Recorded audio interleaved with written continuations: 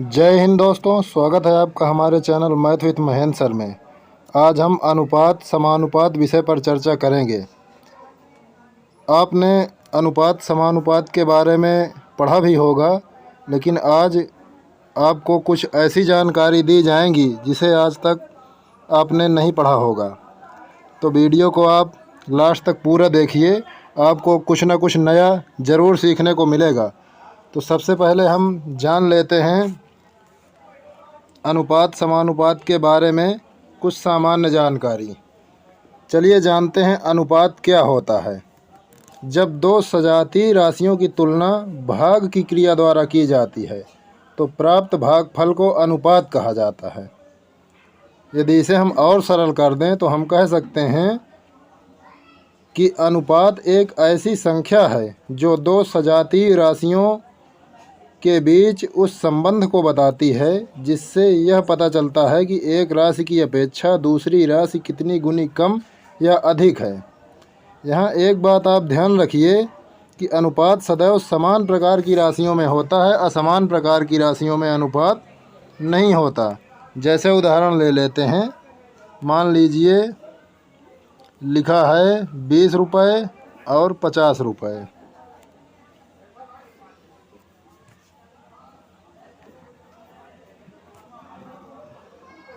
20 रुपये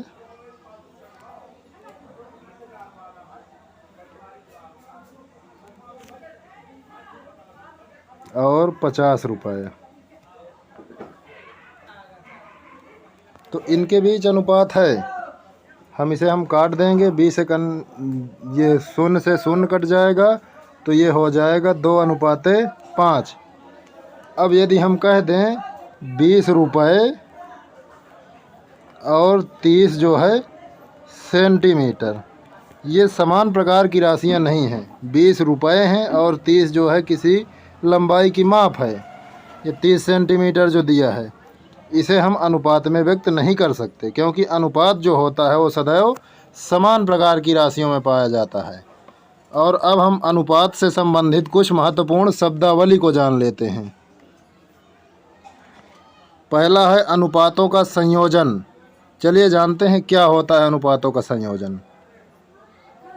दो या दो से अधिक अनुपातों के संगत पदों को गुणा करने पर जो अनुपात प्राप्त होता है उसे संयोजित अनुपात कहते हैं। जैसे लिखा है ए अनुपाते बी और दूसरा अनुपात लिखा है सी अनुपाते डी। इनका यदि हम संयोजित अनुपात ज्ञात करना चाहें तो हम इस प्रकार लिखेंगे A/B, क्योंकि अनुपात का मतलब ही होता है भाग, इंटू C/D। तो ये बराबर हो जाएगा, गुणा कर देंगे तो ये हो जाएगा AC अनुपाते BD। ये हमारा हो जाएगा अनुपातों के संयोजन में संयोजित अनुपात। अब इसके बाद अगला है वर्गानुपात। वर्गानुपात जैसा कि नाम से ही स्पष्ट है, दो समान अनुपातों का संयोजित अनुपात वर्गानुपात कहलाता है। जैसे मान लीजिए अनुपात में लिखा है ए अनुपाते बी। इनका यदि वर्गानुपात ज्ञात करना चाहें तो हम कहेंगे ए वर्ग अनुपाते बी वर्ग या ए स्क्वायर अनुपाते बी स्क्वायर। अब अगला देखते हैं, अगला है घनानुपात, यानी तीन अनुपातों के संयोजन को घनानुपात कहते हैं, या किसी अनुपात का घन उसका घनानुपात कहलाता है। जैसे मान लीजिए लिखा है ए अनुपाते बी। इसका यदि हमें घनानुपात ज्ञात करना हो तो हम लिखेंगे ए क्यूब अनुपाते बी क्यूब। नाम से ही स्पष्ट है, घन का मतलब 3 घात। अब आगे देखते हैं, अगला है वर्गमूलानुपात। अगला लिखा है वर्गमूलानुपात। इसे हम कह सकते हैं किसी अनुपात का वर्गमूल उसका वर्गमूलानुपात कहलाता है। मान लीजिए लिखा है, यही उदाहरण लेते हैं ए अनुपाते बी का ही, ए अनुपाते बी। इसका यदि हम वर्गमूलानुपात ज्ञात करें तो आप जानते हैं कि वर्गमूल में हम रूट लिख लेते हैं। तो इसका वर्गमूलानुपात होगा रूट ए अनुपात रूट बी। अब अगला शब्द देखते हैं। आगे लिखा है घनमूलानुपात। मान लीजिए एक अनुपात ले लेते हैं, यही उदाहरण ए अनुपात बी का। घनमूल ज्ञात करने में हम क्या करते हैं कि गुणनखंड करते हैं किसी संख्या का और तीन तीन फैक्टर के जोड़े बना लेते हैं। तो घनमूलानुपात में हम लिखेंगे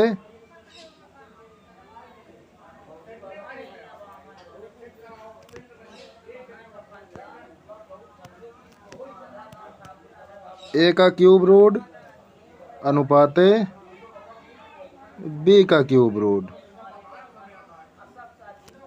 ये हमारा हो जाएगा घनमूलानुपात। और अगला शब्द है प्रतिलोमानुपात। प्रतिलोम का अर्थ होता है विपरीत। जैसे मान लीजिए लिखा है अनुपात में ए अनुपात बी। इसका यदि हम प्रतिलोमानुपात ज्ञात करें, अगर किसी मान लीजिए कोई संख्या लिखी है 5, इसका यदि हम प्रतिलोम ज्ञात करते हैं तो लिखते हैं 1/5। तो इसी तरह ये लिखा हुआ है ए अनुपात बी, तो इसे हम भिन्न में ए अनुपात बी को a/b लिख सकते हैं। अब इसका यदि हमें प्रतिलोम ज्ञात करना है तो हम लिखेंगे 1/a/b। तो ये ऊपर गुणे में चला जाएगा, तो ये हो जाएगा b/a अर्थात b अनुपात a।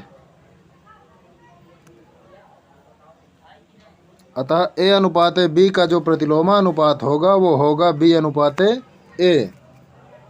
अब अगला शब्द देखते हैं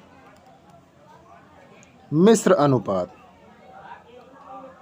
जैसा कि नाम से ही स्पष्ट है, एक से अधिक अनुपातों के गुणनफल को मिश्र अनुपात कहते हैं।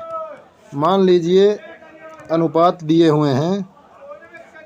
पहला लिखा है ए अनुपात बी, दूसरा अनुपात लिखा है सी अनुपात डी, तीसरा अनुपात लिखा है ई अनुपात एफ। अब इन सभी का जो गुणनफल होगा वही इनका मिश्र अनुपात होगा। तो गुणा करते हैं ए गुणते सी गुणते ई, तो हम लिख लेंगे ए सी ई अनुपात इधर बचा बी डी एफ, तो लिख लेंगे हम बी डी एफ। ये हो जाएगा ए सी ई अनुपात बी डी एफ। यही हमारा हो गया मिश्र अनुपात। तो ये रही हमारी अनुपात समानुपात से संबंधित कुछ महत्वपूर्ण शब्दावली। कुछ शब्दावली और भी शेष हैं। ये तो रही अनुपात के बारे में। अब अगले लेक्चर में हम समानुपात के बारे में चर्चा करेंगे। तो आपसे अगले लेक्चर में पुनः भेंट होगी। तब तक के लिए जय हिंद।